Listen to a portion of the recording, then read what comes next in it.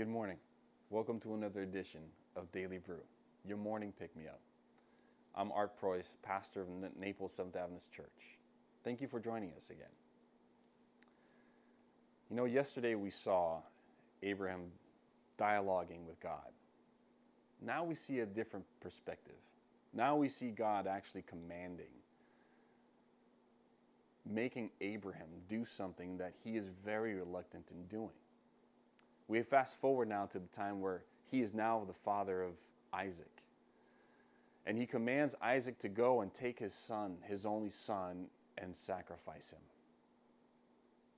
I don't know any parent who would be willing to sacrifice his son for God.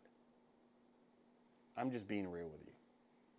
But he does this, and the Bible tells him that it's a three days journey to where they were living to where they're going. They lived in Beersheba, and they're going to Moriah, which is somewhere near Jerusalem, modern-day Jerusalem. As they continue on that trip, there's a dialogue that goes back and forth. But it's what happens after the fact. I'll let you read the story yourself, found in Genesis chapter 19, 20, and 22. But it's what happens when they come back. As they're there, Sarah comes out and says, "Where were you guys?" Because the Bible tells us that he leaves early in the morning before she wakes up. So for 6 days, Abraham is gone with his son. When he tells her what happened, man, I can only imagine the chaos that might have erupted. You know, we often don't think about the small little details in the Bible, but here it tells us that when we look farther ahead, when Sarah died, she lived somewhere south of where Abraham was living. It gives us the impression that their relationship didn't last as a result of the sacrifice that was asked. So much so, the Bible tells us that Abraham had to come to mourn Sarah's death.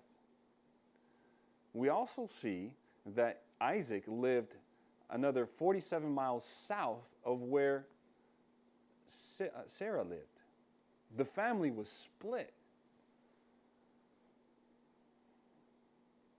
You know, Jesus, in Luke chapter 14, verse 26, he says,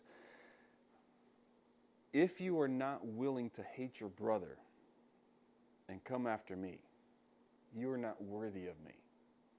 And now I can spin that in so many different ways, but when I tie it to the story of Abraham, I look at it from this perspective.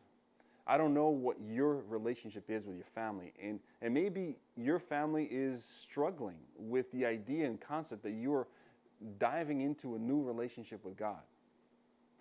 And I know that God is not asking you to sacrifice your husband or your wife or your children at this very moment. However, it is the question of how far are you willing to go to obey God? And that's a question that we all have to answer at some point.